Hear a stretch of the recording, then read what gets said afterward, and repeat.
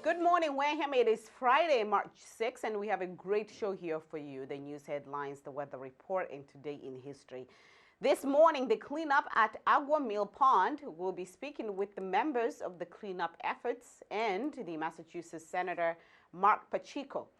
Also, prepare to laugh with Tom Stewart, a local comedian. And the town of Wareham has appointed John Walsek, the police chief. We will be airing my exclusive interview during the special segment part of this show. But first, I would like to take this moment to thank Not Your Average Antiques, an antique shop down Cranberry Highway in East Wareham, for donating the props that you see in the morning show. So stay with us because the news and the weather report are next.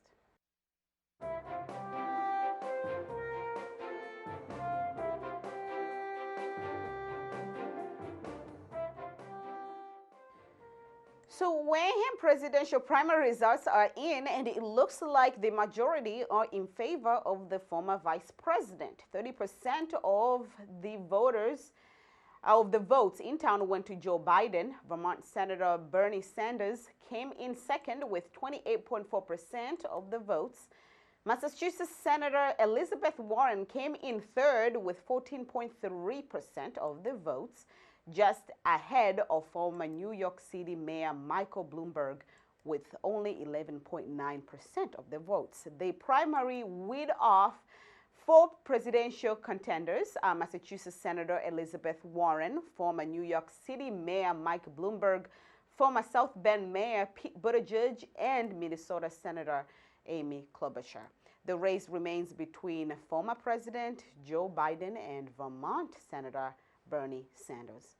A Rochester man diagnosed with Eastern equine encephalitis returns home after 7 months of hospitalization. Rob Hiller, 65 years old, was cheered by his community who greeted him at his home. Eastern equine encephalitis, also known as Triple E, is a viral mosquito-borne disease that breaks every few years. It is relatively rare, but has a high fatality rate. Rob said he is happy to be home, happy to see his family, his house, and all his friends. And thinking of July 4th in March seems like a big leap, but the Onset Bay Association doesn't think so. The association has announced plans for its 4th of July celebration, which will include the annual Blessing of the Flea, boat parade, and kids' activities. And the South Coast has two stories for us this morning. Plymouth High School has asked students and chaperones who came back from school trip to Milan over February vacation to stay home. The decree is cautionary measure to slow the spread of coronavirus in the country. And Organa Brands abandons plans in Wareham. The international marijuana powerhouse Organa Brands says that the lack of communications from the state's Cannabis Control Commission cost Organa Brands their plans in Wareham. The company was scheduled to open shop this spring at Wareham's historical Tremont Nail Factory property. The president of Organa Brands said that the CCC had requested more information on the company's proposal in Wareham, and despite honoring the request, the CCC have failed to respond. And that concludes this morning news headlines. Coming up is the weather forecast.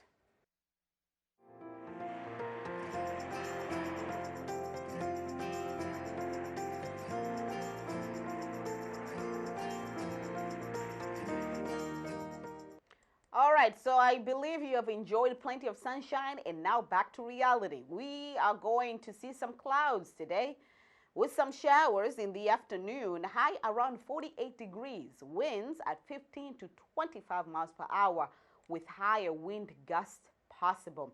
Possibility for some snow overnight with low around 28 degrees. Clear skies but windy tomorrow with high around 40 degrees.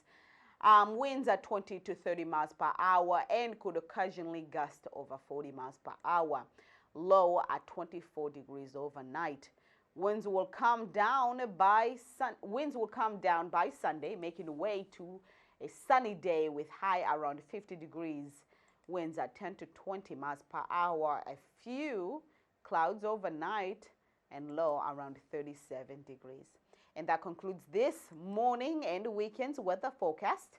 Stay with us. We're going to take a brief break, and when we come back, we're going to be speaking to our first guest. Today's cell phones are not only an extension of our arms, but a life tool. Hello, I am Maureen Farrington from Advantage Custom Apps. I am here today to talk about a certain app, a tool that will help you navigate your way through the Wareham community. The WCTV app places your local community in the palm of your hand. The app is a place where you will find local events, town meetings, local and school sports, community interest stories, compelling interviews, and most of all, the ability to shop local. Connect to the Wareham app by going to your web browser and typing in wctv.app. And then, once you bring up the web link, you have the opportunity of adding WCTV's app to your home screen. Once you download the app and save it to your home screen, you will then have the opportunity to, with the touch of a finger, hit the call button, which we call WCTV. The refer us button, you can refer the app to your friends and families. There's a Facebook share button if you'd like to put that on your Facebook page as well. And here is the menu tab. On the menu tab, we have YouTube videos, new program proposal, events that WCTV is hosting, a photo gallery, contact button, and can lead you right to their website. We also have a shop local tab. When you touch on that, you'll see the local businesses that you can frequent. Also, there's an About Us tab telling you some information about WCTV, their hours and directions. This here will take you right to their Facebook page. There is a donate button if you would like to donate to WCTV, and a join button that will let you join their community. Many local establishments are listing their business on the WCTV app. And you can too. It's a great way to showcase your business to your existing customers and your potential new ones. For a nominal fee, you could list your business on the Shop Local tab as well.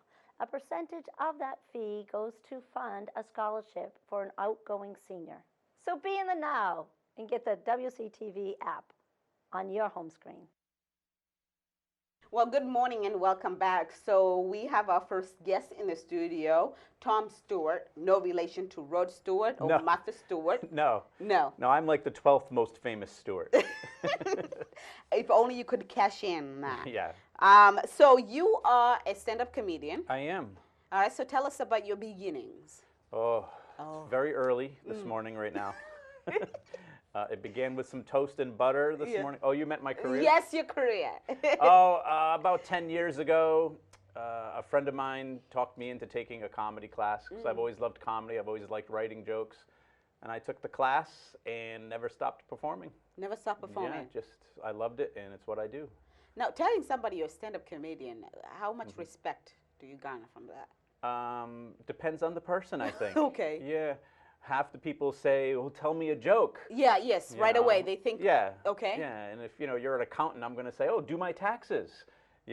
So, it depends on who you talk to. Other people, they look at you like, how can you do that? Like, I'd be so scared, because some people would rather jump off a building than stand on a stage and try to tell jokes, because it can be scary for some people. Now, when you tell jokes, do you tell jokes that are funny to you or funny to people? And how do you decide on that? Well, they were funny to me when I wrote them. Okay. But now I've told them thousands of times, so they have to be funny for everybody. Yeah.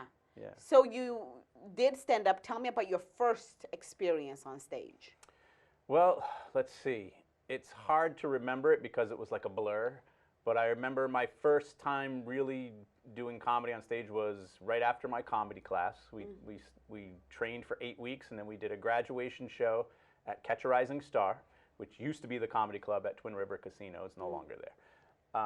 And I got to go on for 7 minutes, and there was like 100 people there, and it was just, I just did what I was taught to do, and I don't even really remember it. It's like a blur, because I wasn't nervous about being on stage, but I was nervous about not being funny. How do you, during your comedy class, how do you teach? How do you learn how to be funny? Well, you have to kind of have it in you already, but somebody who's got some years experience on you can teach you the little things, you know, about how to rearrange some of the words in a joke, or how to stand on stage, or where to look when you deliver the punchline. There's a lot of things like chemistry and rules to it that actually help. So it's not funny when you're going through the class. It can be. It can be. But it can also be very nerve-wracking too, because you got a classroom of people telling you your joke's not funny, and here's how it would be funny. You know? Oh my God. So you can't have an ego about it either. You have to be able to be willing to understand people who have more experience than you might know what they're talking about. Now, how free are you to sharing your jokes back in your mind? You know, somebody stealing that. Like, how free can you be? Well, you know, there's nothing you can really do about that. You know, I mean, you say something, it's out there. You know, just like these days, if you put something on Twitter, it's out there. Someone can steal it from you. So you just have to, I think, if you create something, I feel like there's just that attachment to it that sticks with you, and someone tries to steal it from you, they just won't have that same personal touch to it. You know what I mean? So, you know, it's your joke. You created it, so you're going to deliver it with that much more passion, you know. Now, most comedians and whom I listen to, they sometimes make fun of themselves. Most of them make fun of themselves. Yeah. What about you is funny? Well, I do have this zit on my face this morning. I don't know if you want to zoom in on that. I don't. Because you look like a pretty decent guy. So, you know, I make fun of how we all react to different things in life. You know? So, you know, I look at things in a different way than other people might, you know, whether it be TV or a relationship or a job or anything like that, you know. So, you know, I make fun of myself. You know, I start off all my shows telling people that I'm not the guy from the Subway commercials. Oh my God! Actually, you look. I know. Just I look like him. Yes. So, you know, and that actually, it's good you clarify. Yeah, I just want to get that out of the way in the beginning. It just helps settle everybody. But you know, when you make fun of yourself a little bit, then people are more comfortable with you making fun of other people or making fun of them, because they realize that you're being genuine and that you're just playing around, and that, you know, you don't have an ego about yourself. You know. So people are relaxed, and then you start making fun of them. Yeah. Well, no, I don't really do too much of that. But you know, when you're a comedian, you're trying to tell people how to think. You know, they're kind of letting themselves go and just going in the direction you take them. So you have to really put them at ease, and by kind of making yourself vulnerable at first, it makes it a lot easier to do that. Is it easier to be a comedian, harnessing the bad moments in your life, tough moments, or is it easier to write materials when you're happy? I think most of my best jokes came from bad times, probably. Yeah, and why is that? I don't know. It's kind of a therapy. Yeah, it's kind of a therapy for me to be on stage, I think. You know, it's cheaper than going to a psychiatrist. But yeah, that's how comedians deal with trauma and deal with depression and sadness. Or, you know, if you break up with someone, you write jokes about it. If you get fired from your job, you write a skit about it. You know, that's how comedians deal with it. So is that how you that's your outlook in your life? When things don't go according to plan, you say that will make a great joke? Sometimes, yeah, a lot of times, yeah. But even when things are going great, I'm still looking for the funny in it. Okay. Yeah, there's always something funny everywhere. Are you a storyteller or you're a one-liner kind of comedian? Not a one-liner, but not really a storyteller either. I try to just do little observations as I go, and try to give you as many laughs as I can along the way. You know? Very nice. Yeah. Now, getting personal here, are you married? I'm not married, no. Is it because you're a comedian? I don't know. Maybe it is. I don't know. No, I've got a great girlfriend, and we've been in a relationship now for a long time. Okay. So, and is it, how easy or hard is it? Like, where do you draw the line between being professionally funny and messing up your relationship because you want to crack a joke?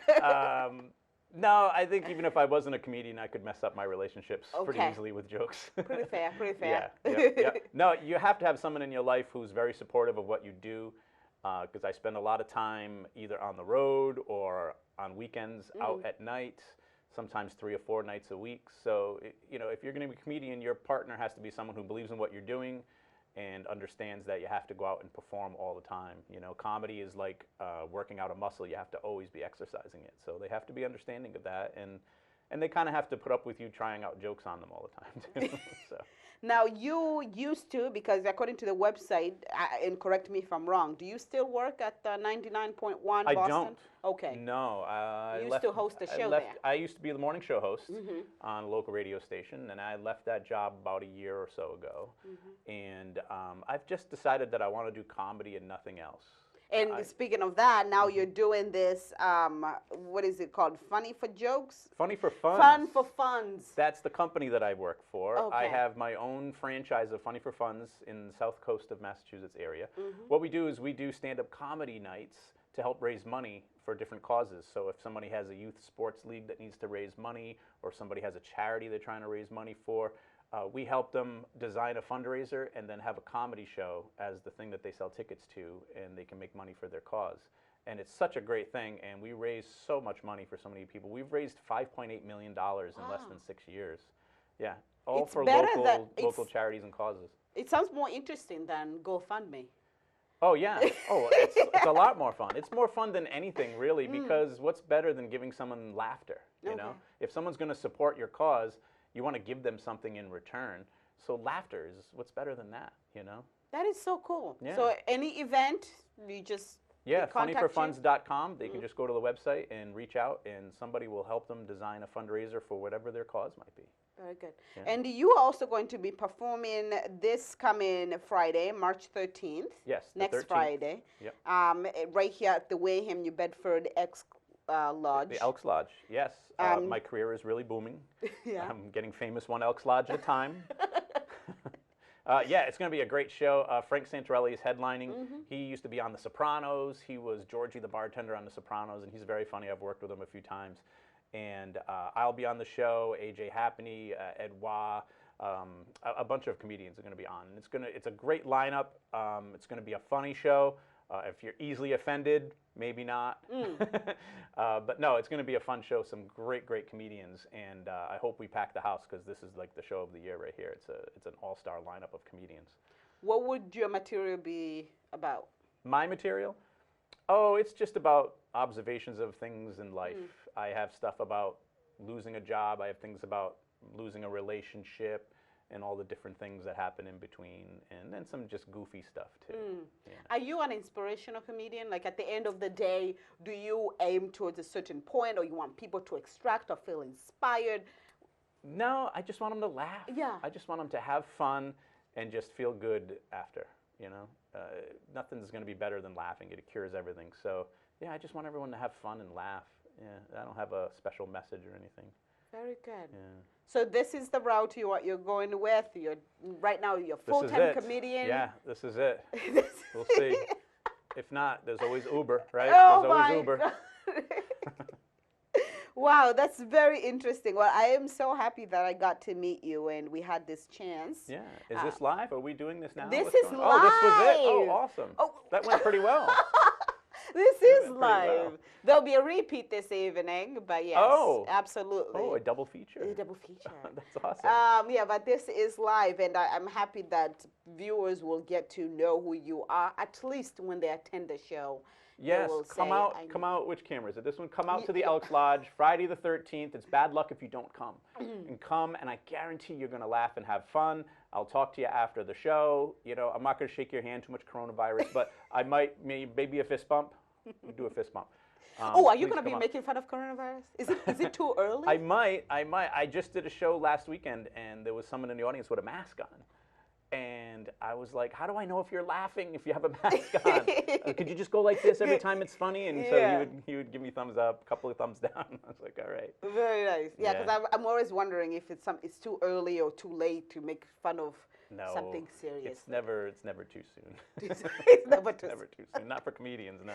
No, not at all. Well, thank you so much for being here. Thank you As for I having said, me. yeah, Tom Stewart, no relation to Rod Stewart, No, Martha or John, Stewart. or Martha, or Patrick, or Kristen, or Tony, or Jimmy. There's a lot of us. There's a lot of us. Well, that was Tom Stewart, a comedian who will be one of the comedians who will be performing at on February 13th at the Wareham in New March. Bedford. March. Yes, March 13th. Yeah, not February. It's Friday. It's going to be a Friday, and March 13th at Wareham, New Bedford Lodge, the Elks Lodge, at 8 p.m. The gate is open at 7, and the show starts at 8 p.m. He is going to be there. So, yes, go and get your tickets. Thank you so much. Thank you for having me. So, we're going to take a break, and when we come back, we're going to continue with more.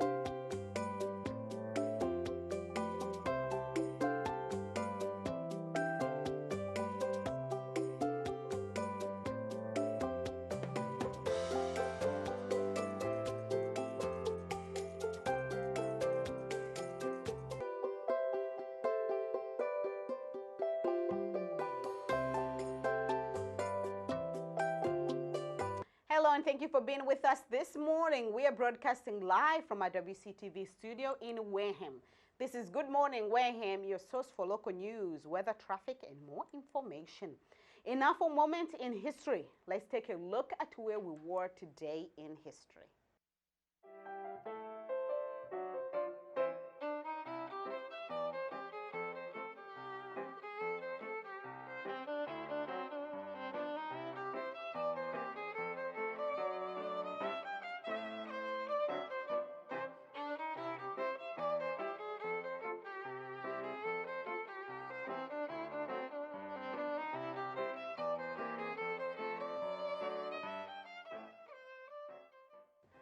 Okay, on today's history, we're going to start with less depressing history parts, and we're going to get to the death later on. So on this day in internet history, the website Napster begins to fall apart in 2001. At the start of the 21st century, as the internet began to become more and more widespread, file sharing sites like Napster were becoming popular places for people to get their fix of music. On this day in 2001, Napster began its downfall after multiple companies filed lawsuits on the grounds of copyright violations. The judge ordered that Napster take down all music that was copyrighted, and the website was forced to comply. Though it tried to stay alive after the court order, Napster would end up shutting down just 3 months later. And also today in boat history, a deadly ferry sinking occurred in 1987. A ferry named by Herod of Free Enterprise left Belgium, flipped over and killed nearly 200 people. The boat capsized because the ship left port with a cargo bay's doors still left open. This was done on purpose to save time, but the man who was supposed to close the doors was asleep. Water poured into the ship as people tried to force the doors shut, but nothing worked. The ship capsized and killing 188 people. Today in history, in Texan history, as Johnny Cash song goes, remember the Alamo. In 1836, the legendary Battle of the Alamo ended. 13 days of fighting ended as 1,000 Mexican soldiers were ordered by General Santa Anna to take back the fort. The couple hundred of Texans that occupied the fort were killed, with only some women and children surviving. The leader of the Texan forces, Sam Houston, used the death of those at the Alamo as a rallying cry for his cause. Texas would eventually get its independence. And also for today's birthday moment, shout out goes to Shaquille O'Neal. The big man was born in New Jersey in 1972, and though he did play for the Celtics at the end of his career, he is best known for his time with the Lakers, Heat, and Magic when he led them all to NBA Finals. He now works as a sport analyst on TNT. And that is all I have for this morning history segment. To learn more cool historical facts, you can go online under history.com. Stay with us. The coffee segment is next. But first, we're going to be playing my interview that was filmed earlier this week with the newest police chief at Wareham Police Department, John Welseck. My interview with him, we talked about his career early on, his promotion, and his goals as the chief. Take a look.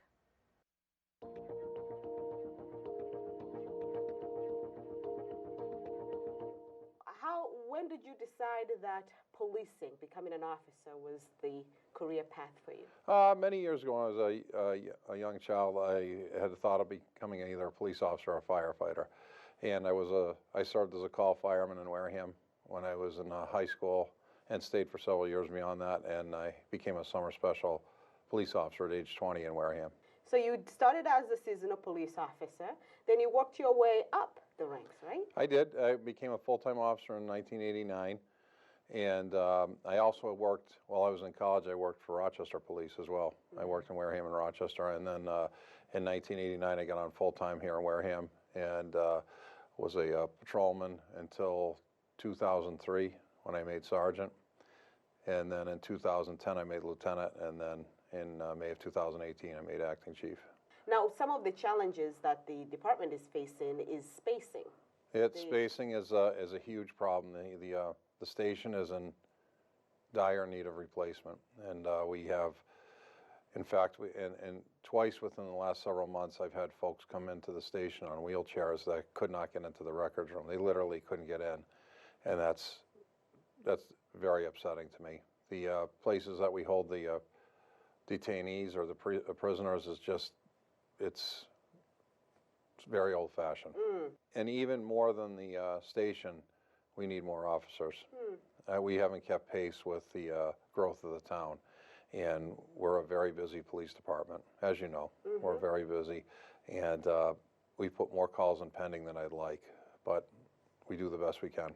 So tell me, why so? Why is it hard to fill those positions? Well, the first part is finances, that the town doesn't have the money to or sustain, long-term police goals with personnel. And we're part of the civil service system, and the civil service system is a little cumbersome hiring people and promoting people. Now, another challenge is we do offer competitive pay, but not competitive enough in comparison to our neighboring towns. Some of our neighboring towns pay better wages to their police officers, but we're very busy here, and the officers they get a lot of experience, and which is nice, and they have a lot of experiences that they can bring to the table. And an officer with 5 years experience in Wareham he's battle tested, I guess. Battle tested. But you do not want this place to be just training ground. Oh, 100% no. And we have we have 2 officers in the academy right now, and our student officers. So we hope to have them on board in several months, and then they have to go through a field training program. Tell us about the safety complex proposal. Well, we're looking at combining a facility with the emergency medical services and the harbor masters or the Department of Natural Resources, and we would like to see that happen. So we have a police station building committee, and we're working on to that end. So it's a matter of determining where we would go and the money and how we would pay for it and things like that. But I think a combined facility is a great idea. Do you have a preference to where you would like to relocate? No, just as long as it's a new facility. I mean, there are some in my own mind that I think might be better suited, but I certainly wouldn't mind being a little more centrally located, that maybe between Wareham and Onset, a little bit between both. But I'll be happy with what I get.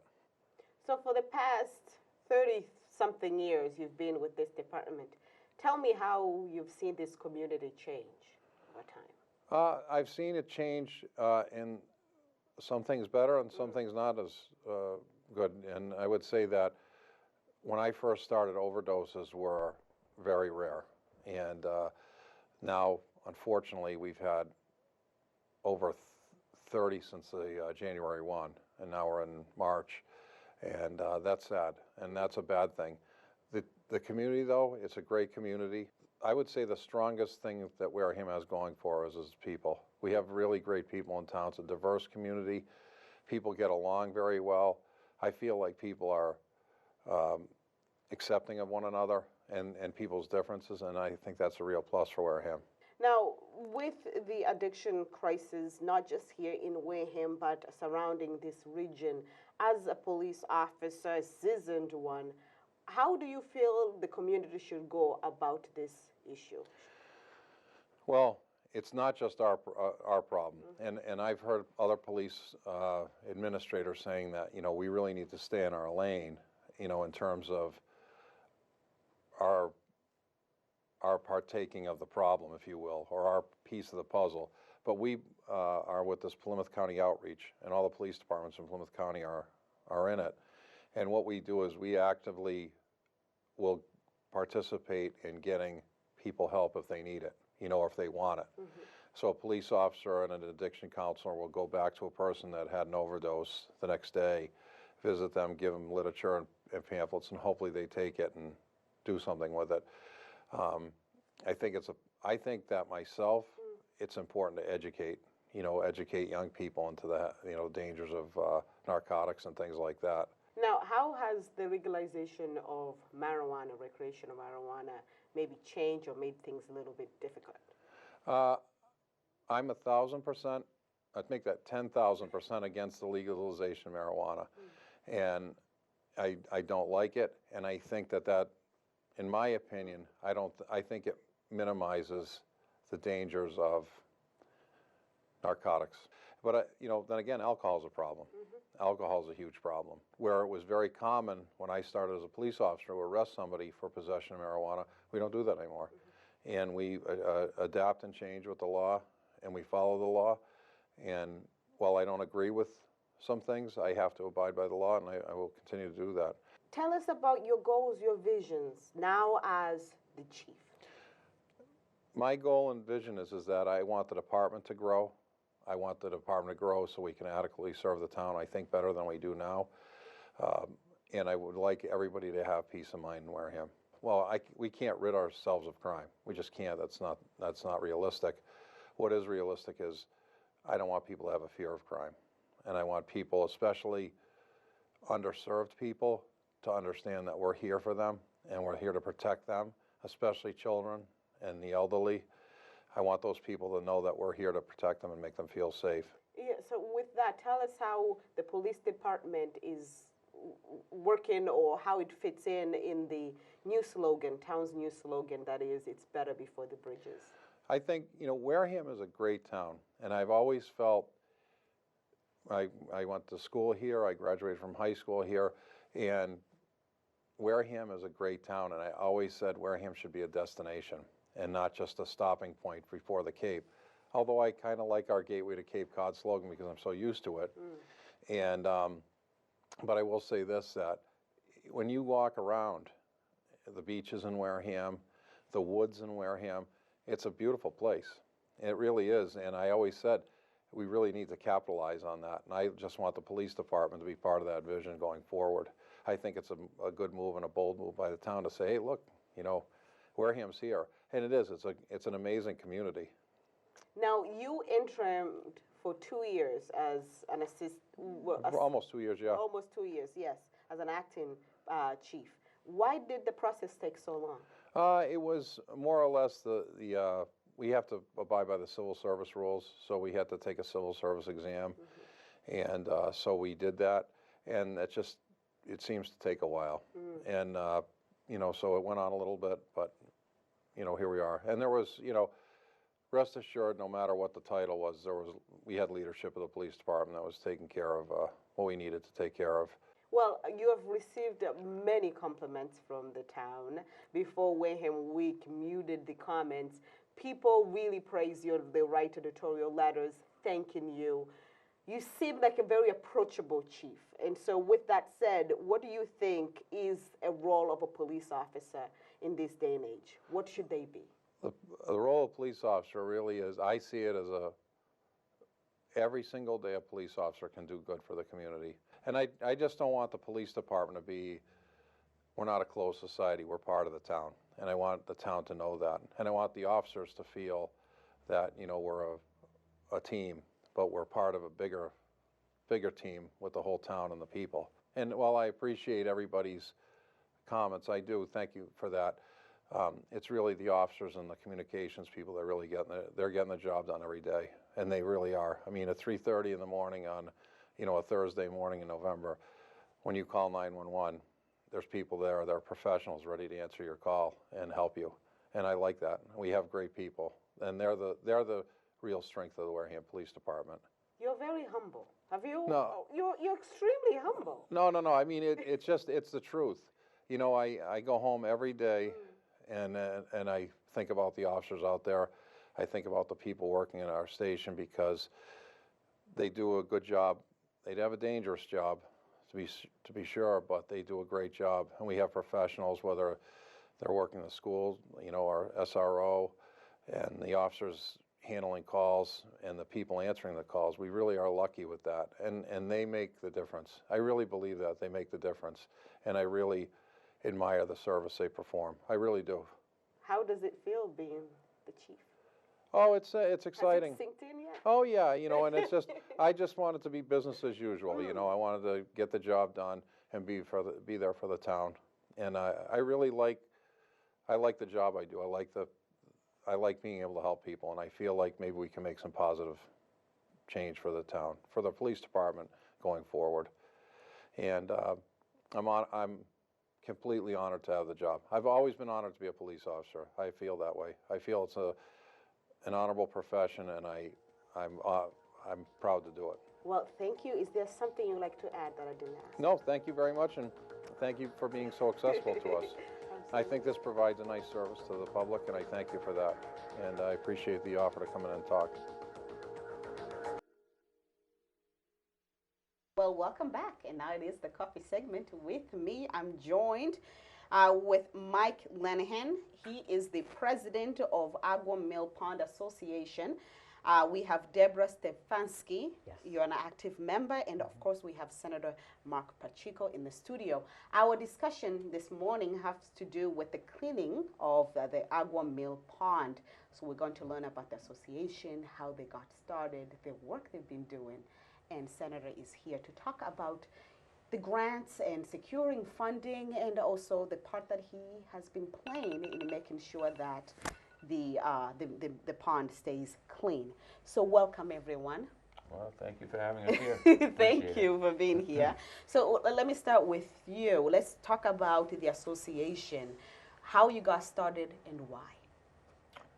Well, it started about 7 or 8 years ago. I had just moved down to, bought a piece of property on the pond, and look forward to bringing my grandchildren in there and swimming and having all the fine things you can do on a pond. And lo and behold, by the middle of the summer, or by 4th of July, the pond was almost unusable. There was so many weeds there, you couldn't, my grandkids wouldn't swim in it, too many weeds. And I'm talking wall-to-wall weeds, flowers at the surface, pretty bad shape. And so I decided that somehow we got to fix this. And so we organized a group of people on my street, for starters. We hired a consultant to do a study of the pond, to find out what was wrong with it, what type of weeds these were, and how we could address it. And then we formed an association to get more people involved that lived around the pond. There's a couple of hundred houses that are close to the pond, and there's 125 or so that are on the pond. And so we try to rally up as many people as we could. We have about 50% of the pond abutters, that are members now. But then, it was there was a myriad of environmental agencies to go through. Everybody wants to make sure you're doing the right thing, and of course we did too. And so we dealt with the Wareham Conservation Commission, of course, DEP, the state level, endangered species people, Division of Marine Fisheries, and a couple of other agencies, and Save the Bay, and name it. I mean, there's a lot of people that keep an eye on water bodies in Wareham and across the state. So we had to satisfy all of them. It took us a couple of years to get the permit process, meetings after meetings with these people, and letters back and forth, and our consultant working with us. And finally we got the approval. And then it was like, well, we don't quite have enough money to do this job. We got the permits, we don't have the money. And so at that point, our constituency went to, our group approached the senator at the State House. We met with him with 3 or 4 people and had a presentation for him. And we knew he was on the environmental committee at the time, chairman of the environmental committee at the state level. And he's come to find out he's quite knowledgeable of environmental issues, and today even more so with the climate and everything else. But we're fortunate that he was our senator, and he understood the problem, and he worked to help us get something on an environmental bond bill, which got us off the ground. I mean, that got us to get the initial knockdown of the weeds, because it was just unbelievable. We had to do a third of the pond each year for 3 years, because if you knock down too much of it at once, it takes some oxygen out of the water, and so after we get, so now we're in the association was around for like 5 years, and we haven't, or 4 years, and we hadn't done anything yet. But then in the 5th year, we had the money. We did a third, we did a third, we did a third. And now the last couple of years, we are doing spot maintenance, like spot treatment. It's a long-term maintenance issue that we're doing now. We can do 15 or 18 acres a year out of the 150, just by spot treating here and there, and that will successfully keep the vast majority of the pond wide open for the season for boaters, swimmers, fishermen. Very good. We've rejuvenated a pond that was on the way to what they call eutrophication, which would turn it into pretty much a deep swamp, I guess. But we saved it, and I think it's a great story that we did that, and now we're just trying to keep it that way. Very good. Now, Senator, what about the plans that Mike presented? What about this pond that stuck out to you and said, it's worth me fighting for it? Well, you know, it's first of all, let me just say that Mike and everybody in the association, all the work that they have done, it's a tremendous story about citizen activism, you know, getting people involved in your community around any type of challenge that faces, you know, neighborhoods and community, and putting together a plan, and they were willing to invest in their own future and work through the bureaucracy. And when I was chuckling a little bit when Mike was going through all the different agencies, because it is a significant bureaucracy, and it should be, because we're talking about you know, ponds, and this is a problem here in Wareham at this particular site, but it's not. It's the same thing statewide. All the ponds, sometimes invasive species will get in, and if not treated and left unchecked, they will absolutely take over the entire water body. And so that's why there is so much work that needs to be done on it.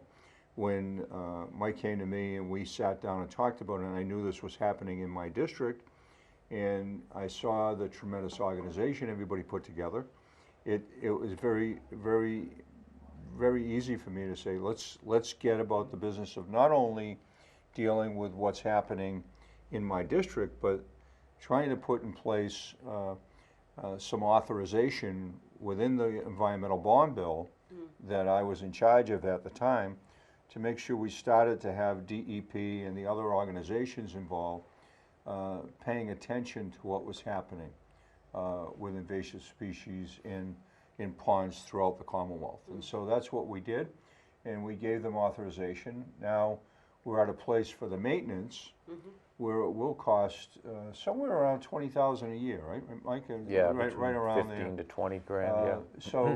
So we're going to have to look for ways in which we can create that public-private partnership, and that's why the organization has asked their own members to help, you know, chip in to try to make sure the maintenance is there, and that leverages, you know, state support to try to make sure we stay on top of this. But it's extremely important in the investment that is made here with public resources and private resources, provide a great quality of life for the town and for the region. And it's an area where people can actually enjoy it, instead of it being a magnet for you know, mosquitoes and all kinds of other types of problems that they were having at the time. So it's quite a success story, and I think you know, the credit really here goes to the association, to average everyday citizens that got together and said, we got to do something about this. That you know, and I salute all of the work and citizen engagement that took place to make sure this happened. Now, sorry, but talking about securing funding, especially for the maintenance, we mentioned 15 to 20,000 a year. 2016 to 2018, because of the funding, the grant, you were able to make those phases, important phases, take place, right? Cleaning up of the pond. The most expensive phases. The most expensive. Right. Now, to maintain it, we fully expect that our association will be able to carry the brunt of this. Okay. But it's How? it is testing. Well, we have a dues structure, and the members, everybody appreciates. You know, there's been a great increase in boat purchases on the pond, which hopefully spread out through the community here. The people that sell boats and people that sell fishing tackle and stuff like that. And I'll we tell had you, the boat ramp that came in as well, right? well, I'll tell you the story on the boat ramp. I mean, that came in before even got started on the, I was just in the infancy of the association. All of a sudden, the boat ramp was getting permitted through the town, and we basically said, well, what are you going to put a boat ramp in here for when you can't use it most of the season? And but they got the permit through. At that time we tried to reach out to the different agencies, but everybody's had their own job. I mean, thankfully we have a senator who can pull some of these agencies together for a common goal, because sometimes they're splintered, and you know, it's hard to have them come together on something. But so the boat ramp did not go in for 7 years. But once we cleaned the pond up, lo and behold, they took the plans and blew the dust off the plans and put the boat ramp in. And so, I mean, and the history of that pond is that there's always been big fish in there, you know, bass. And they used to have many, many fishing tournaments there over the years. But in the since I've been there, they basically had stopped fishing because there was just too many weeds. And the big fish really need a little bit of open water to get prey when they, to get larger. So the big fish were disappearing, and so the tournament stopped. And now in the last year, they started coming back in again because the pond's clean, because it's open water now, and you can fish without losing all your tackle and your gear. And as a matter of fact, I just went on to Fishing Access boat site today, and there's 14 bass tournaments scheduled for 2020. Wow. Whereas 3 years ago, there'd been zero. Zero. So Now- that is really showing what benefit that we've done here. Deborah, how long were you around the place in the community? We've been here for 11 years. 11 years, Yes. okay, a little bit longer than you, Mike, right? Yeah. So prior to Mike coming, tell me about the condition. How come this pond was failing, was dying slowly? Well, it comes in from other boats Okay. that leave it on their propellers, and it drops in there, and it takes off like crazy. But since we've been doing this, there's been an incredible improvement on the herring run, which is very important to the state and the fisheries. Yeah. Yeah, I So mean, the that stats are it was like a unbelievable. swamp.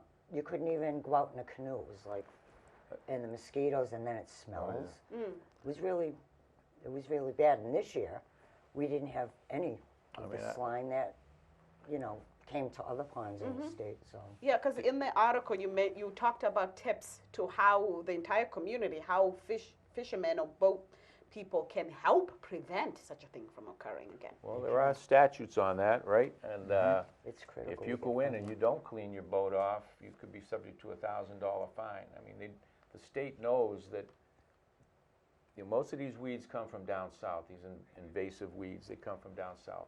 But they get transported pond to pond by propellers and on the boat trailers that are in there, and they come hanging off it and they go to another pond. Now, most of the fishermen do the right thing, and they clean, you're supposed to clean your props off and clean your boat off before you enter and after you leave any body of water in Massachusetts before you go to another body of water. And but so there are things in place. There's a lot of signage up there. And I'm saying most of the people do the right thing, but we're treating for a specific weed. We hope that all boaters will do the right thing, because there's many other invasive weeds, and some other invasive weed comes in that we're not treating for. We could be back to square one. So right now the bigger thing is funding. We need to secure funding in order for this work to continue. So let's talk about the steps. Senator, what is in the works? Well, fortunately, the amount of funding we're talking about is approximately $15,000 to $20,000, and trying to get that, set aside. Some of those funds could still come from the environmental bond bill through the executive branch. So authorization is already there for it, but it's getting the executive branch, the Secretary's office with Energy and Environmental Affairs, to release some of the funds to move forward with maintenance. So we're having discussions with them now in terms of the best way to deal with this. I feel cautiously optimistic, I'll put it that way, that we should be able to address this issue this year, to continue on. And if it doesn't work through the executive branch, then I will be working through the budgetary process to try to address this issue here in this part of my district. Very good. So. And Deborah, let's talk about, try to rally the community. I mean, you are part of this, you're a devoted member of this association. Remind us why this is so crucial, why this is so important. Well, unless we can get funding, which Mr. Pacheco is helping us with, it's solely up to the people that live on the lake. And as more tourists come in and they're fishing and doing all of this, it has to be kept up by us. We're paying for it solely. The community is. And we're low on the funding right now. So we need help with it to keep it in the shape that it's in right now. Okay. Because if we can't do it, it's going to be a swamp. And you're going to lose all the recreation. All the recreation. Yeah, And which we have the bring in campgrounds. more people, right? It makes the And tourism. Tourism, is absolutely. a Tourism. Huge issue. I mean, when you talk about what Mike just referenced, I don't know how many it was, the different tournaments that are going to take place there. We've got 14 lined up. All of these people come in. They come in, a little earlier in the day. They'll, probably go somewhere, maybe for breakfast before the tournament, or after, later on for lunch or dinner. I mean, and impact some of the businesses in the local community. So that's a positive outcome all the way around. I mean, one of the reasons why I got involved with environmental issues from the very beginning, because of the connection that my dad had with the natural world, bringing me to one of the local ponds and lakes in and around where I live in the greater Taunton area, in Taunton. And that connection happens. And so involving family with the natural world creates a connection, one generation to the other, in terms of appreciating what we have around us. Absolutely. And that's what this association has been doing. Absolutely. And now back to you again. Just Mike. one thing on Yeah. on the herring run. I think it's really crucial. I mean, this is one of the oldest herring runs in the country. Okay, it starts at the Elks Club, and the herring, there's a fish ladder there, and these fish, 10 or 12-inch long fish, come up this fish ladder. It's a tough little swim for them, and they go back to where they were originally born. I mean, they're like salmon, okay? And they will do this, and if they were, there's four more ponds above ours. The Agawam Mill Pond is the last pond before it goes into the brackish water and into the Onset Bay. And so these fish will swim 10 miles up 4 fish ladders to get to where they were born. And they will do that for, they'll stay in the ocean when they're babies for about 3 years, and then for 5 years they will do this back and forth every year. Now, before we started this thing, they have been counting these herring for a long time. And there was, the counts were around 25,000 herring coming up the fish ladder at the Elks Club. And since we've been doing this, I mean, I got the statistic, but the long and short of it is 25, 35, 55. Last year, 102,000 herring come up this herring run. Wow. It's amazing. And now a lot of it, there's other factors, fishing restrictions and so forth, that are creating the count. But the fact of the matter is, they had a tough time swimming through all those weeds to find their way home. Now they're doing it. So we no longer have any minutes left. So I just want to conclude this and thank you to all of you really for coming. Thank you. This is a great topic. Yes, don't like weeds, support. Yep. Support the our organization. association, Camp Cleanup of Agawam Mill Pond, Inc. So for our viewers, if you'd like to learn more about the association, you can contact Mike, and we'll also provide an email address during the re-airing of this show this evening, and the phone number so people can reach out to you. So just to thank our guest again for this coffee segment, I had Mike Lenihan, the president of the Agua Mill Pond Association. I had Deborah Stefanski, a devoted member, and of course, our Senator Mark Pacheco to talk about the cleaning of the Agua Pond and where they are. They're doing a great job there, so just keep on supporting them. If you missed us, this show will air this evening at 6 p.m. And with that, we'll be back on Monday. Have a lovely weekend, Wareham. Bye.